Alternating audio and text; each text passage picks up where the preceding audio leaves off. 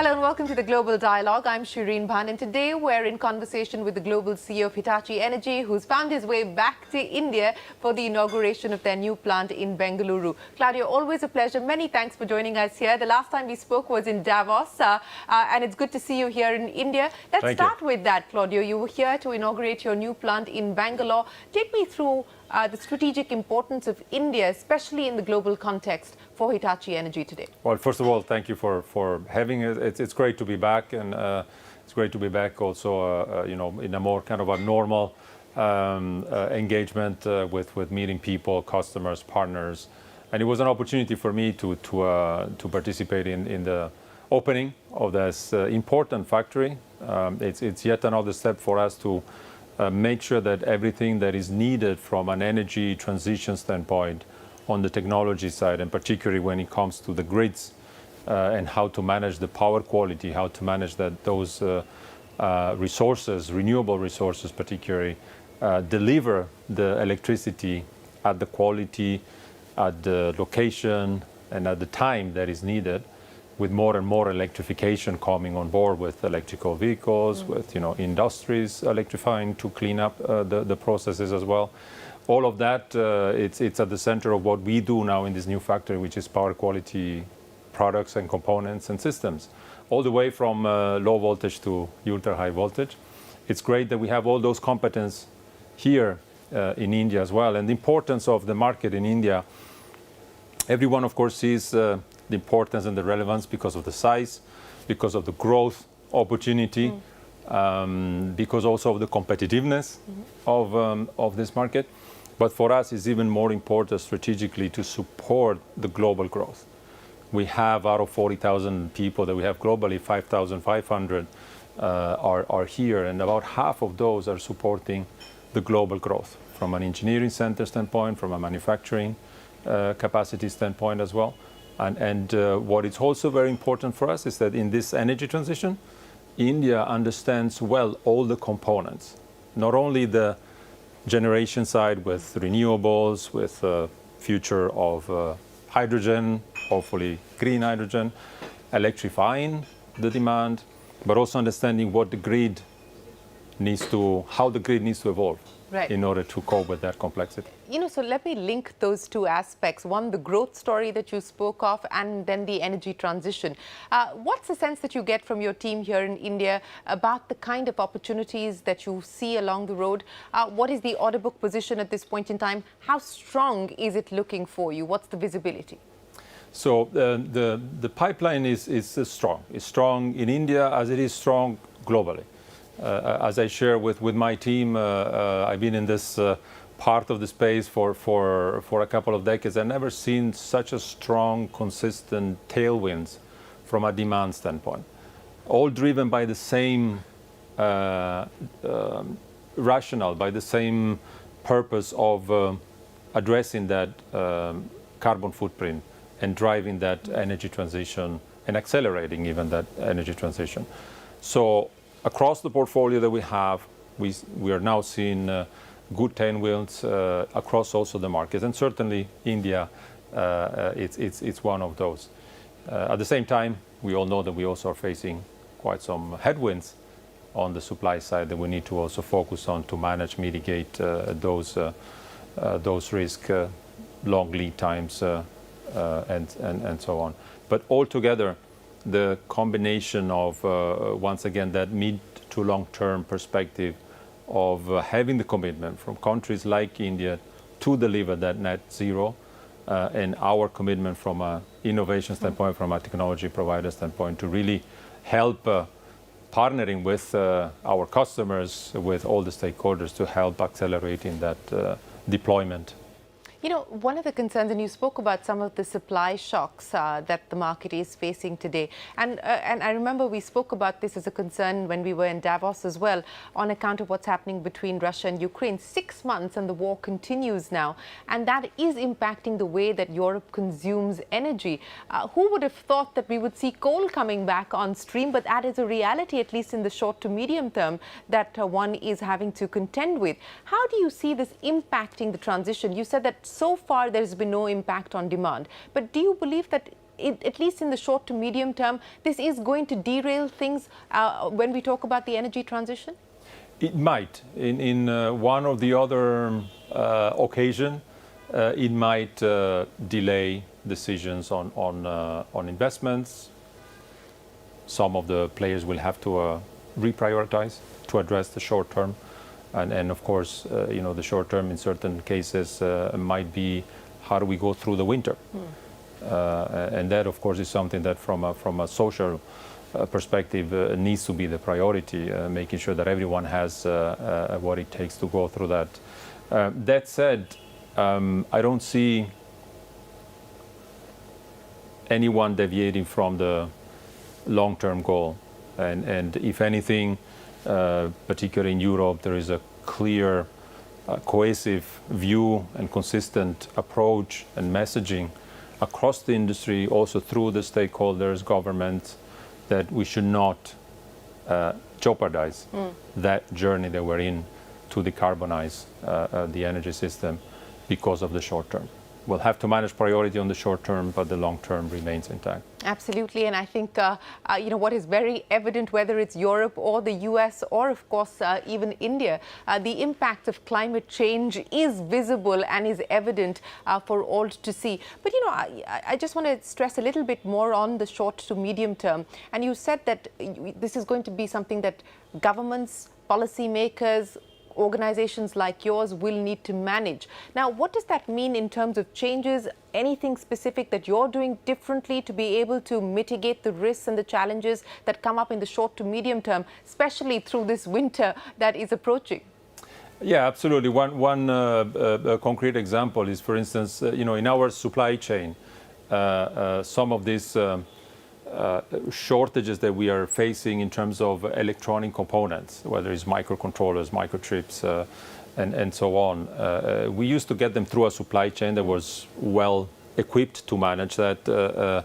Nowadays, we have to go 2, 3, 4 tiers down in that supply chain to understand, first of all, that those suppliers understand what the critical part that is in this overall mission critical infrastructure system, like for instance protecting a power transmission line, and then making sure that priorities are also set accordingly. So of course that was a learning. It was a learning for us, but it was also learning for the supply chain in that respect, and it's a learning that we're going through as an industry. So very important in these cases, which is of course it's also crisis management in some of those instances, is the collaboration.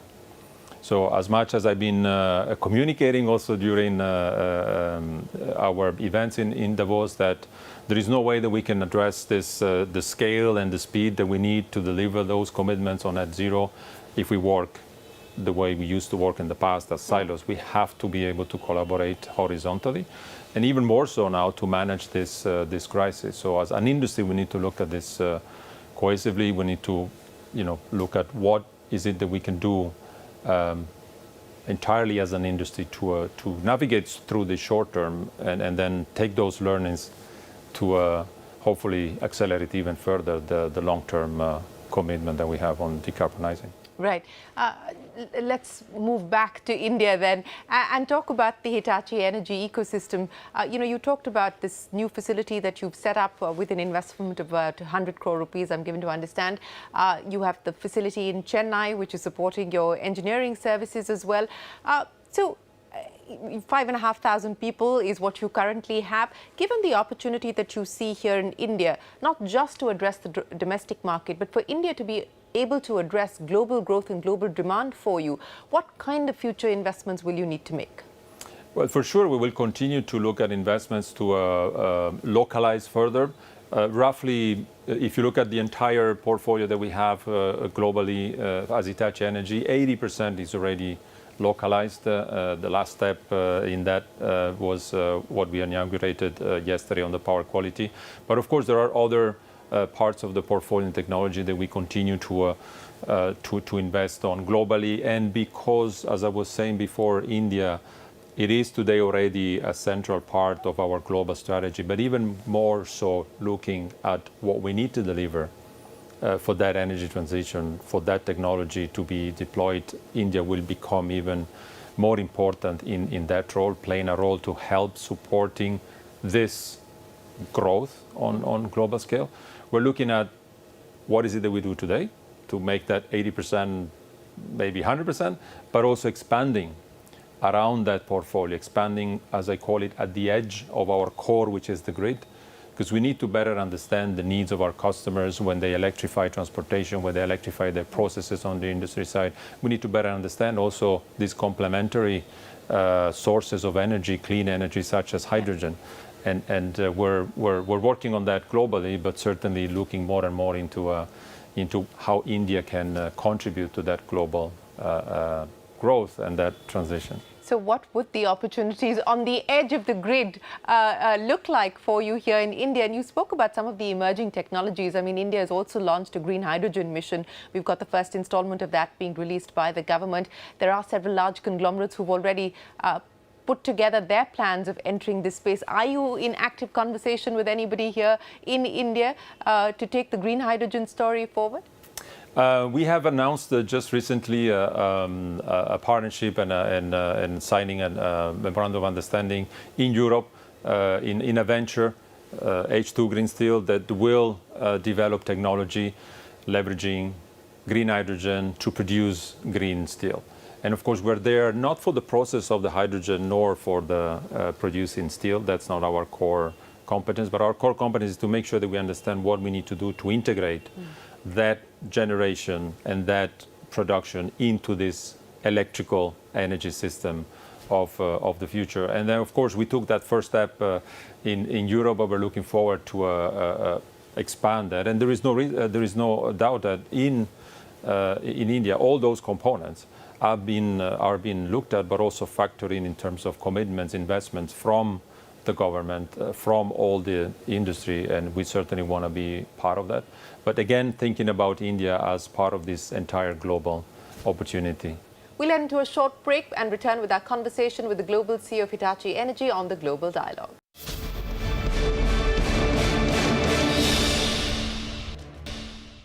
Welcome back. You're watching the Global Dialogue, and we're in conversation with the Global CEO of Hitachi Energy. You talked about electric mobility, and again, this is an area where India has placed big bets, or at least set big aspirations and big goals and big targets. Where do you see yourself playing in that space from an Indian perspective? Look, the plan for India is to, if I well remember some data points, to bring or move roughly 270 million people into urban areas. And of course, then to also then electrify the transportation mode, not only electrical vehicles, but also electrify the entire rail system in India, which is absolutely the right priority. In our case, we look at ourselves with our core competence on managing with our customers those critical infrastructures such as electricity, to really find solutions, technology that help, for instance, those customers integrating charging infrastructure for public transportation, not for the individuals and on the residential, but making sure that, for instance, public transportation buses can be electrified in an efficient, affordable way and reliable way, and let alone, of course, electrification of rail. We have a success story. Not too long ago, we have also localized the traction transformers, which is a core component that we provide for locomotives, and we look forward to, of course, continuing that journey and supporting that entire transport electrification initiative in India. Yes, transport electrification is going to be part of many state governments' plans. In fact, we're having this conversation here in Delhi, and the Delhi government has put a plan in place as far as electrifying public transport is concerned. But any further appetite for more M&A in India? Look, first of all, as we communicate also our strategy, Hitachi Energy 2030, we want to make sure that our customers, our partners understand that we're also committing to invest. Number one for us, investments is organic, is in innovation. That's our core. That's who we are. We want to keep the leadership in terms of technology. But of course, because a lot of this technology is also evolving very fast, as you well know, in many areas, we will use partnerships, and also we will use inorganic investments in order to help us accelerating the deployment of some of those technologies. And there are some good opportunities in India. There are some good opportunities in other markets.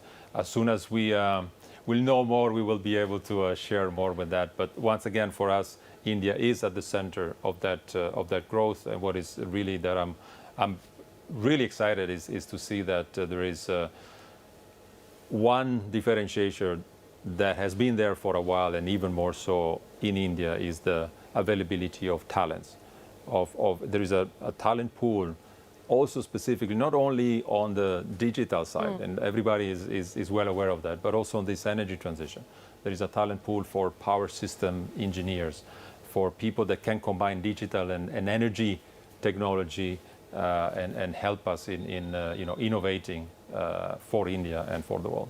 You spoke about the need to bet on emerging technologies, and that could potentially be an area of possible M&A for you.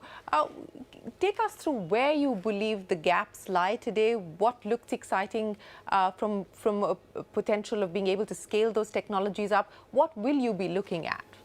From an IT perspective, we are actually in a better position now that we are part of the Hitachi group. As you know, Hitachi owns 80% of Hitachi Energy, and they've been investing tremendously on the IT and on the IoT side.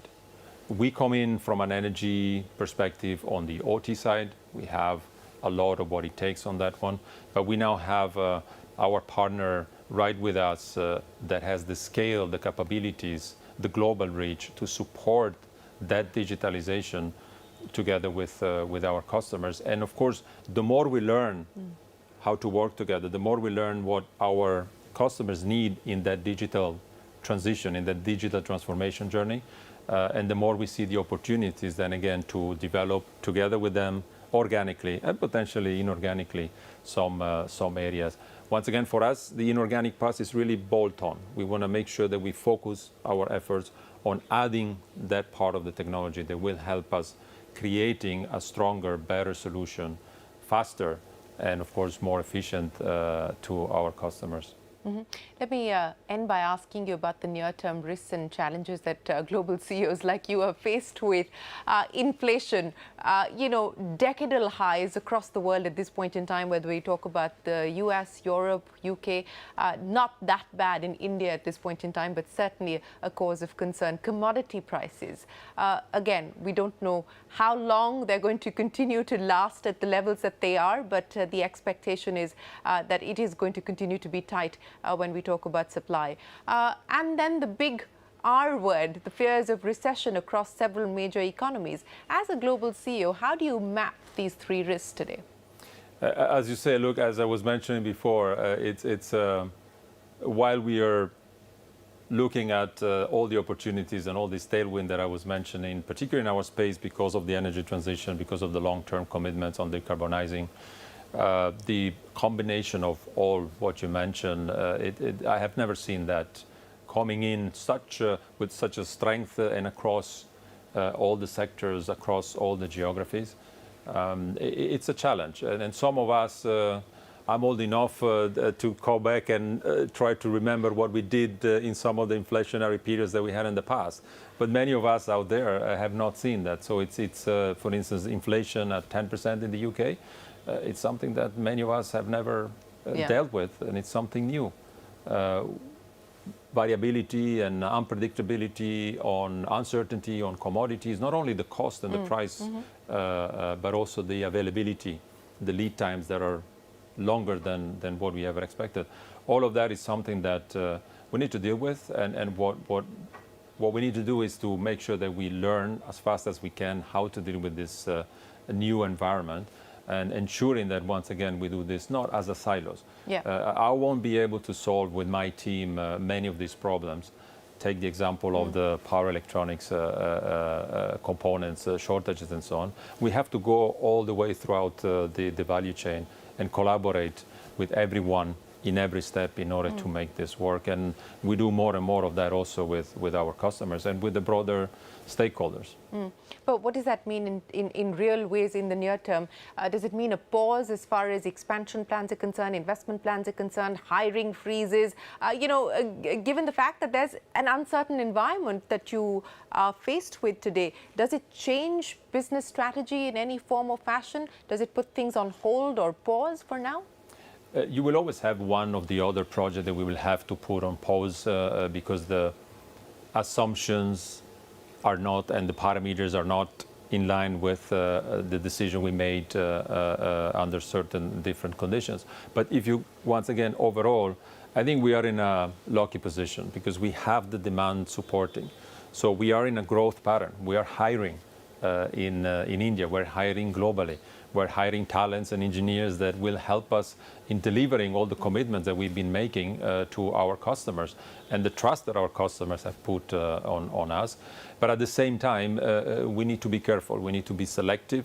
We need to understand also how do we take those commitments, ensuring that we don't miss in delivering on those commitments. And that is the aspect. It's not so much about growth is not an issue today, and we're lucky to be in that position. But we need to make sure that we do the right things so that we can deliver on those commitments on time, on cost, and on quality, as we always do. Well, it's good to know that in the mix of problems, demand is not one of them that you're facing a challenge with at this point in time. Claudio, we wish you and your team the very best of luck, not just with your plans here in India, but globally as well. And we look forward to seeing you soon and, of course, back here in India as well.